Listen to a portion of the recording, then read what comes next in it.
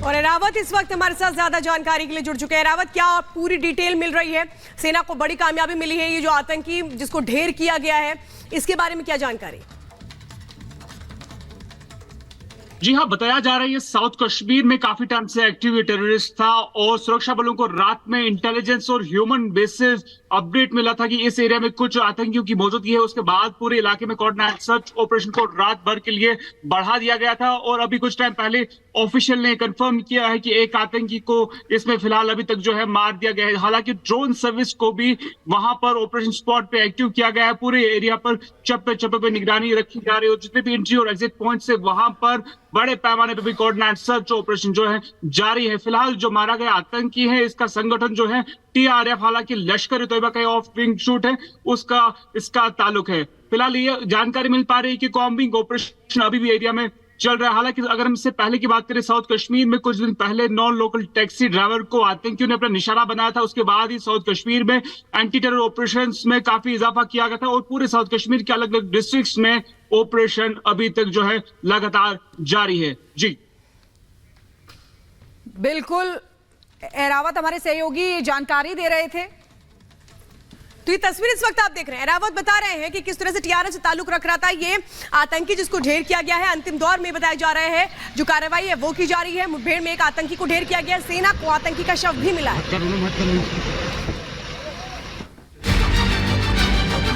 आज आप देखते होंगे बड़े बड़े दुर्दांत माफिया और अपराधी किस कदर उनकी दुर्गति हो रही है, आप देख रहे होंगे।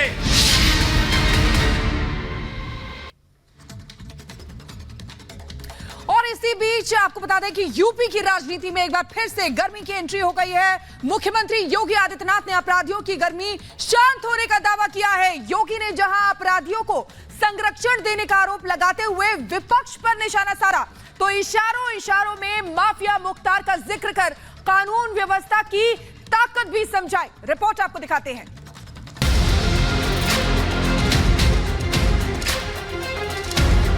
यूपी में सीएम योगी की ललकार, जिनके नाम से ही लोग कर्फ्यू जैसा माहौल होता था, आज उनकी दुर्गति क्या है।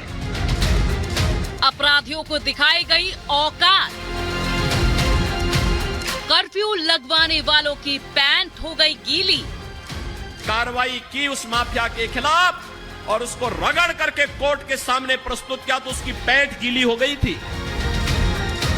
निर्दोष को सताने वालों का हो गया है हिसाब।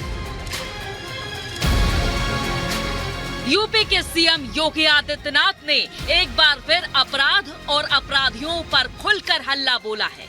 योगी ने इशारों में मुख्तार की याद दिलाते हुए अपराधियों पर कड़ा प्रहार किया है।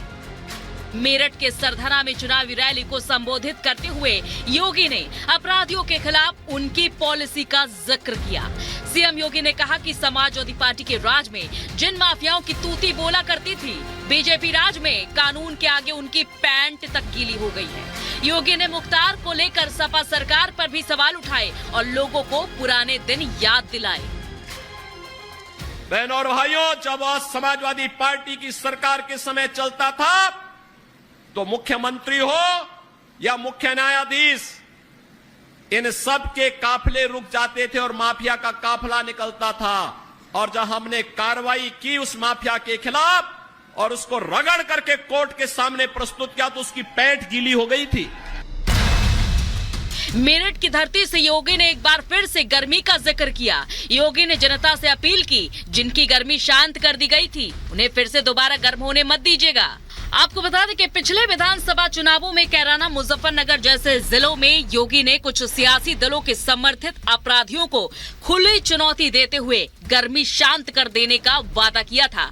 अपने उसी वादे को याद दिलाते हुए सीएम योगी ने कहा कि निर्दोषों को सताने वालों को मिट्टी भी नसीब नहीं होने देंगे। और तब हमने कहा था, उस समय उसको हमने कहा था, कानून को रौंदने वाले, आज कानून कितना बड़ा होता है यह एहसास हो रहा है कि नहीं हो रहा है। और निर्दोष लोगों को मारोगे तो मिट्टी भी नहीं मिल पाएगी। और बहनों और भाइयों, इसीलिए मैं आया हूं आपसे कहने के लिए, देखो, जिनकी गर्मी हम शांत कर चुके हैं उनको गर्म मत होने दीजिए। अब इस क्षेत्र को विकास की मुख्य धारा के साथ जुड़ने दो। उनकी सबकी गर्मी शांत हो गई है, वे गए काम से। आपको बता दें कि अभी हाल ही में माफिया मुख्तार की जेल में मौत हो गई थी, जिसके बाद विपक्षी दलों ने मुख्तार की मौत को लेकर संदेह जाहिर किया था। बीजेपी का आरोप है कि माफिया मुख्तार को लेकर तथाकथित सेक्युलर दल हमेशा नरम रुख रखते थे। अल्पसंख्यक वोट बैंक की वजह से उसे बचाने की और संरक्षण देने के लिए ऐसे दलों में होड़ सी मची रहती थी। बीजेपी का दावा है कि मुख्तार को यूपी सरकार से बचाने के लिए पंजाब की जेलों में शरण दी गई थी।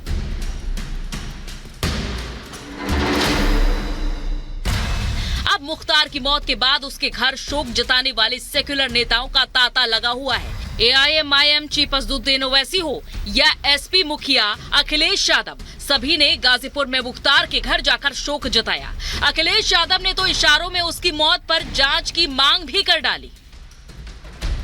मैं परिवार के सभी सदस्यों से मिला हूं और इस दुख की घड़ी में मैं परिवार के सदस्यों से मिलकर के जा रहा हूं। जो घटना हुई है वो शॉकिंग थी सबके लिए, और तब बहुत ज्यादा शॉकिंग है कि मुख्तार अंसारी ने खुद कहा कि उसको जहर दिया जा रहा है, और वही बात सामने आई। हमें उम्मीद है कि सरकार सच्चाई सामने लाएगी और परिवार को न्याय मिलेगा।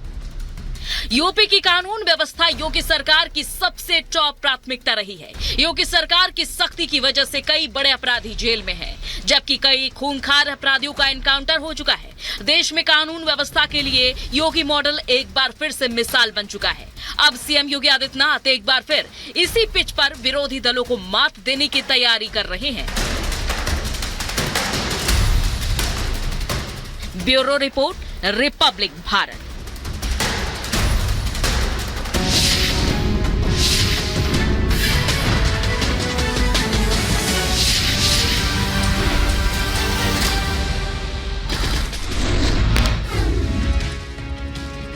बंगाल सीएम ममता बनर्जी का बीजेपी पर बड़ा आरोप। कहा बीजेपी के लोग करने आते हैं दंगा, ना एनआरसी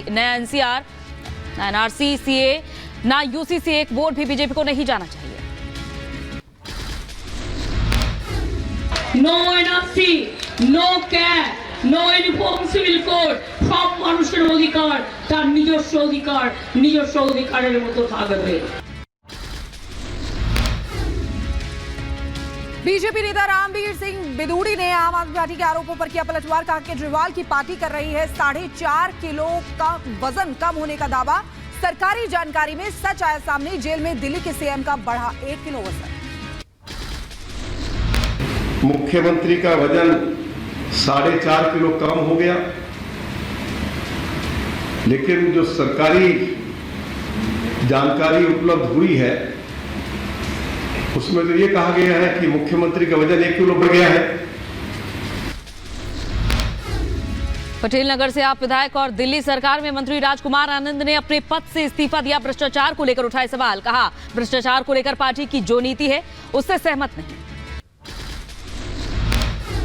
राजकुमार आनंद के इस्तीफे के बाद आप सांसद संजय सिंह ने बीजेपी पर ईडी और सीबीआई का इस्तेमाल कर पार्टी तोड़ने का लगाया आरोप। कहा आनंद के घर 23 घंटे तक ईडी की पड़ी थी रेड।